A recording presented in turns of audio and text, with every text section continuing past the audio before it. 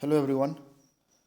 Congratulation to everyone जिसने prelims qualify किया है फॉर मेंस, एंड जिसने नहीं किया है, hard luck. And there is always a second chance, इस बार नहीं तो अगली बार डेफिनेटली आप लोगों का मेहनत कभी बेकार नहीं जाएगा। Now coming directly to the main issue, that how to cover the main syllabus for APPSC 2020 in very short time, isn't it? क्योंकि समय बहुत कम है हमारे पास, हार्डली 3 मंथ्स। तो ये जो लेक्चर रहेगा, this lecture would be like more dedicated towards students who haven't started their mains preparation, और I should say them the beginners, या उन लोग जो अभी तक अच्छी तरह सिलेबस कंप्लीट नहीं किया है, just they have started no, और उन लोगों को नहीं मालूम कि कैसा करना है। And I also would like to make a point that ये जो लेक्चर मैं दूंगा, this is directly this is like 100% based on my own personal experience. तो अगर मेरा ऊपर काम किया है तो शायद किसी और का ऊपर शायद काम नहीं भी कर सकता है, so don't take it otherwise. Now लोग यहाँ पे दो दो अप्रोच है, there is two way approach. First तो ये है कि द ट्रेडिशनल मेथड, जिसमें आपको हर कोई तो पढ़, एवरी सक्सेसफुल कैंडिडेट यही कहता है कि go for NCERT books, isn't it? NCERT Bible है, उसी को पढ़ो। तो आप पास अभी आपको एक वो काम कर सकता हो, गो थ्रू ऑल दी NCERTs, और जो स्टैंडर्ड बुक्स है, जैसे लक्ष्मीकांत पॉलिटी के लिए हो गया, बिपिन चंद्र ये अपना हिस्ट्री के लिए हो गया, इंडिपेंडेंस स्ट्रगल वाला, रमेश सिंह इकोनॉमी का, उसी तरह दुनिया भर का राइटर्स का, रिनाउंड ऑथर्स का बुक है, उसको आप पढ़ सकते हो। और the third step could be like you attend A coaching institute, भले ही ऑनलाइन हो या भले ही ऑफलाइन हो, डे इन डे आउट। तो कोचिंग में जो बोल रहा है आपको वही करना है। तो कोचिंग में आपको कहता है कि ये करो, इतना मेथड्स देगा, तो आपको वही पढ़ना होगा। And go by the coaching centre direction by letter in spirit. ये हो गया आपका एक ट्रेडिशनल मेथड। ये करने से क्या होगा कि आपका पास 3 महीना में तो कंप्लीट होना, to very honest, almost impossible है। क्योंकि दिस APPSC एग्ज़ाम और the civil service exam is not about 2-3 months, it's a long dedicated years of hard work, तब जाके आपका जो फाइनल फ्रूट मिलता है। Anyways, the other way is the smart way, जिसको हम कहते हैं स्मार्ट वे, और जिसको मैंने खुद ट्राई किया है, एंड आई थिंक ये मेरे लिए काम किया है। तो सबसे पहले क्या करना है इसमें आपको, सबसे पहले you just go through the previous years question papers, भले ही वो सिविल सर्विस का हो या अपना स्टेट सर्विस का हो, just go through the question papers, और देखो कि अच्छा ये क्वेश्चन पेपर, ये क्वेश्चन को हम समझ में आता है, जिसको समझ में नहीं आता है, क्वेश्चन किस तरह का पूछा जाता है, कहाँ पे डिस्कस, इलुसिडेट, क्रिटिकली एग्जामिन, कहाँ कहाँ में किस तरह क्वेश्चन आता है। आप एक बार go through the previous years question paper. दूसरा क्या करना है आपको, if possible just have a glance over the answer sheets of the toppers. आजकल नेट में तो हर टॉपर का आंसर शीट मिल जाता है। डेफिनेटली फाइनल एग्जाम का नहीं मिलता है, बट द कोचिंग सेंटर का टेस्ट सीरीज का आंसर शीट मिल जाता है कि कैसा लिखा है उन लोगों ने, किस तरह अटैम्प्ट किया है। तो आप वो एक देख सकते हो। इस समय में ज़्यादा समय वेस्ट मत करो, 1 या 2 दिन में ये हो जाना चाहिए। नाउ सबसे इंपॉर्टेंट चीज़ क्या करना है आपको, you just get a syllabus, syllabus आपको लेना है। और क्या करना है आपको, you just have to take a pen और अंडरलाइन करो कि कौन कौन सा टॉपिक्स को आपको मालूम है और उसमें आपको कम समय देना है, और कौन कौन सा टॉपिक है जिसको आप बिल्कुल नहीं मालूम है, या जिसके बारे में आपको जस्ट ऊपर ऊपर का सुपरफिशियल नॉलेज है, अंदर का नहीं मालूम है। यू जस्ट एक पॉइंट बना लो, किसको करना है किसको नहीं करना है, red pen and blue pen.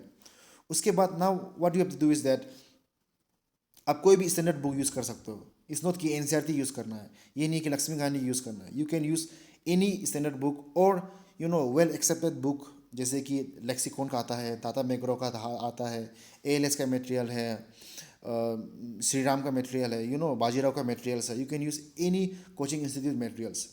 Now आप जो जो टॉपिक को आपको नहीं मालूम है, बिल्कुल नहीं मालूम है, आप उसका बारे में नोट्स बनाना शुरू करो। फॉर एग्जाम्पल ये हो गया जैसे पेपर 2, दैट इज़ GS1।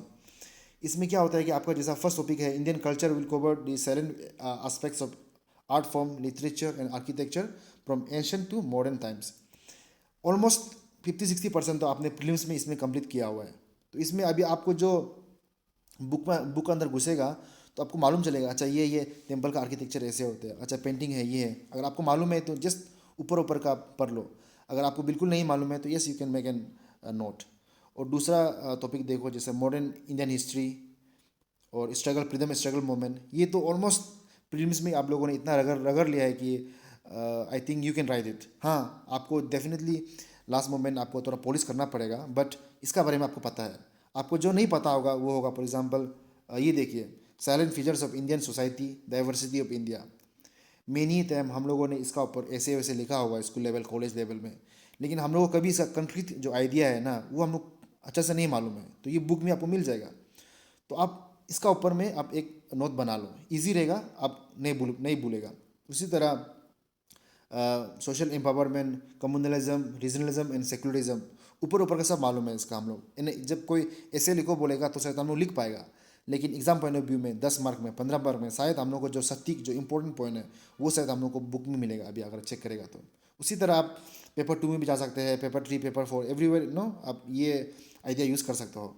और उसके बाद टू वेरी ऑनेस्ट, इसमें Google and YouTube can be very useful no, in fact they can be the ultimate saviour. YouTube में तो आजकल ऐसा है कि हर एक टॉपिक के बारे में आपको बता देगा, दुनिया भर का अनअकैडमी हो गया, एक कोचिंग इंस्टीट्यूट का आपको सुंदर से बता देता है, इनफैक्ट सिंपल लैंग्वेज में बताता है कि आप इनफैक्ट नहीं भूलेगा। तो टू वेरी ऑनेस्ट, मैंने तो यूट्यूब का बहुत यूज़ किया था।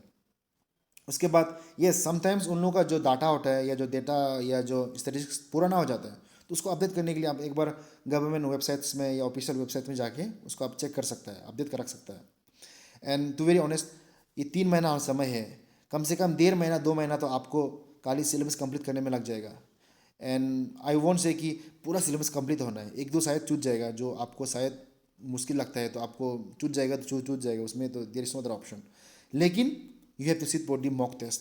एक टेस्ट सीरीज ज्वाइन करो कोई भी अच्छा वाला, उसके बाद मॉक टेस्ट लिखना शुरू करो। जो अगर आपको मालूम है तो यू विल राइट डेफिनेटली, जो नहीं मालूम है तो उसमें भी जो मॉडल आंसर्स मिल जाते हैं तो उसमें भी बहुत चीज़ कंसेप्ट क्लियर हो जाएगा आपका। तो आई वुड सजेस्ट कि practice practice and you know more practice. जब तक आप प्रैक्टिस नहीं करेगा, आप जितना भी याद कर लो फैक्ट्स को, आप एग्जाम में उसको रेप्लिकेट नहीं कर पाएगा। लेकिन आप जो मॉक टेस्ट लिखेगा 2 बार 3 बार, तो आपको वही काम आने वाला है। एंड और आपको फाइनली यही कहूँगा कि अगर आप में वो बात है सिविल सर्वेंट बनने का, तो आपको वो बनने से कोई नहीं रोक पाएगा। अगर आप में वो बात नहीं है तो अभी जितना भी करो आपको और करना पड़ जाएगा। तो so finally I would suggest कि go through all the points that I have mention. आपको इन दोनों में से ट्रेडिशनल वे में आपको ज़्यादा सुविधा लग रहा है ना स्मार्ट वे में लग रहा है, तो उसके आधार पे you can opt for any other no method. और यस, बाद में हम लोग when the test series starts हम लोग एक एक क्वेश्चन को देखे वी विल डिस्कस कि कैसे अटेम्प्ट करना है। आज के लिए इतना ही, बाय।